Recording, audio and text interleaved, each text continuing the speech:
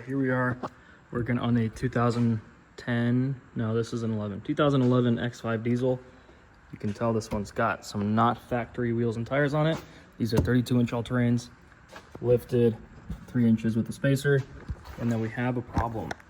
So when you turn, the wheel or tire will hit all these little vents and all this stuff, and if you keep going, it'll eventually hit this coolant line here.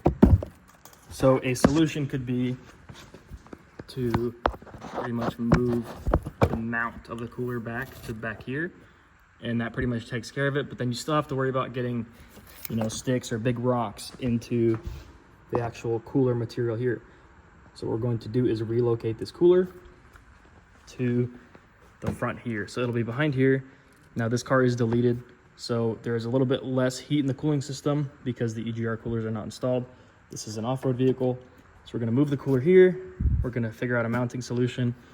On my other X5, it is currently just zip tied up, which it's been okay, but I do wanna make a more permanent style. So first things first, we're gonna have to move this and then route the cooler in here so we can put the hoses through this plastic, and we have plenty of slack. So the hoses run from this side and this side, and we can actually probably just notch out right here, put a little bit of protective rubber and maybe cut a hose, and I'll show you that too.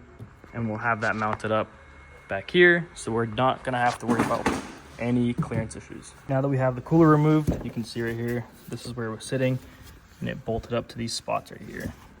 So with it hanging, my other one, I removed the bracket and this whole housing, which I probably shouldn't have done.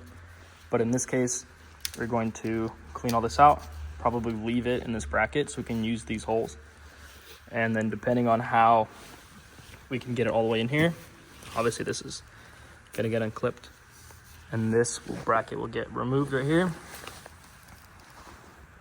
And then we'll have a little bit more flex. So we can get this hose, they both will be routed somewhere kind of right here in the middle. And we'll have that put up here. And then worst case, we'll just zip tie it for secureness to make it more sturdy so it wouldn't actually rattle around, maybe potentially cause an issue. But I drove my red X5 with it just zip tied behind here to Montana, all the way around Montana, back home, and then daily drove it, towed with it, no problem. So we're looking up here in the front.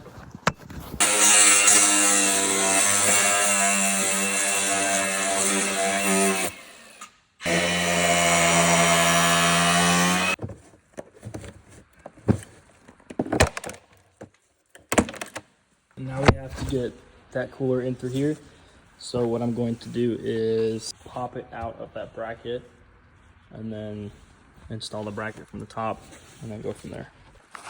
All right, you can see the cooler is installed this way right now. It's just in there. So we pulled it out of this bracket right here, which we're kind of not necessarily balling with the space up here. So I might just do this the same way I did the last one, except we might trim this bracket down because the cooler, actually, you know what? Let's see what we can do. All right, so we trimmed the bracket. We removed a lot of the front side. The back side removed the extension, which is just the piece that goes out like this. So now we're gonna clean this up and apply kind of like a rubber seal, not for anything to like actually properly duct, because I mean it does matter, but we're mostly worried about poking a hole. So we're gonna put a vacuum line that we cut in half on both sides to kind of cushion, and then the front side is gonna be normal, nothing too different. There you go. Here's the actual, it's legit actually vacuum line, just to cushion should the plastic touch the radiator itself or the condenser. And now it's going to sit kind of this part facing that, and then we're going to secure everything and put it back together. All right, we got the last few pieces of the puzzle for this X5. It is a little bit late, it's Thursday night. So we left off installing this cooler, or relocating it rather. So how it sits is the hoses are here. You can see right there through the, here you go. So there is a piece of rubber hose that I cut in half, and I installed on the plastic so it's not directly contacting the cooler hoses. Everything looks pretty good. The cooler is no more damaged than it was when we pulled it out, which isn't much. The fins just kind of pushed out of place. But overall, it looks pretty good. This is actually probably safer than the Red X5 because the cooler is not actually making direct contact with anything as it's still in this bracket. So we can see everything still looks pretty good. Overall, all that's left on the X5 is probably a polish. So if you can see here, this was literally by hand and it's still completely scratched up, but this just clarified it so much better. This is with a Griot's, I believe it's called a correcting cream. This was with one, pretty much maybe like 10 movements like this, and it cleared it up to that. So we're going to do a full clay bar polish wash. We're not going to do ceramic because I don't know, it doesn't matter. Headlights look okay still. We have to do a little bit more trimming because we do rub back here, but not at all on the front anymore, because as you can see, we actually cleared up quite a bit of space. Lift kit is installed. There you go. Tough to get a good angle, but everything looks pretty good. I do have to be a little quiet. It is pretty late. Check these out. So if you have an E70 or you're considering an E70, you are most likely going to have to replace these. These are your bulkhead or rain trays as they call them. So this one goes here.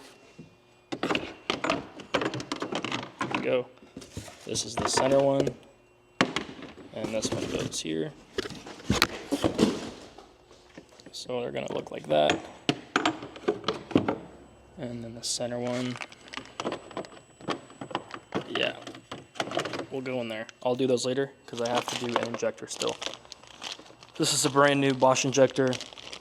They're about half the price of the BMW branded one, but it's legit the same thing. All it does not have is the BMW logo, but it does have the Bosch one. I don't know if you can see it, but it's right there. I can provide a link for those and a link for this. I'm not sponsored by that at all. Not sponsored, but I would earn commission from Amazon if I do provide that link. So everything looks pretty good though. As you can tell, it's been parked for a while because I have the solar charger on. It has all these like little sap pollen marks on it.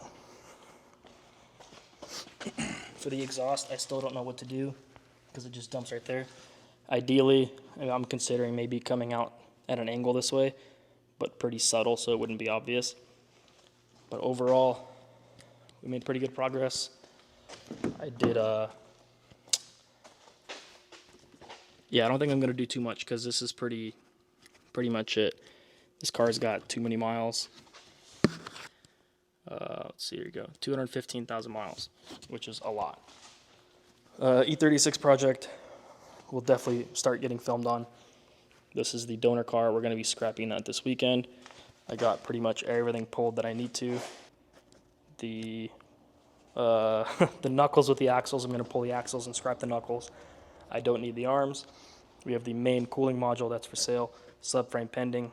The wheels are pending. The diff I'm going to separate from the drive shaft and then potentially keep or sell, I'm not sure. This is the cooling fan. We're going to keep that until we get a replacement because that is a PWM controlled fan, pulse width modulation, so we're going to try to get a similarly controlled one. This is the automatic transmission. This will be getting sold as soon as I find a buyer, and the motor is right there. So those are the stock wheels and tires from the X5. Other than that, that's pretty much it. That is the update. E36 still runs and drives. I need to film the final drive of that before I tear it down, but obviously it doesn't make sense to tear it down until I have enough space because this has to go. All these parts have to get put on a shelf kind of more this way because it's just been tear it off, put it over there, tear it off, put it over there. And storage right now is probably the biggest issue because I also have to work here. So going on from that, that's pretty much it. That's all we're going to do today. I don't have my watch on me. Let's see what time it is. It is 11:05. And again, that's Thursday. I'm going to get home probably by 12. But that is it. That's the update.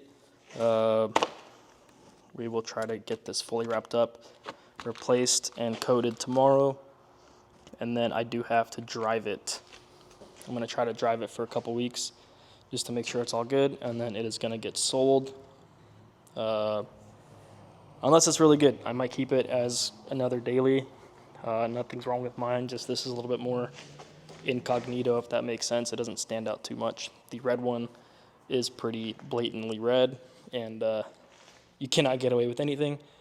If you're loud, they know it's you. If you dump some coal, they know it's you because it's a side exit. But yeah, that is pretty much it.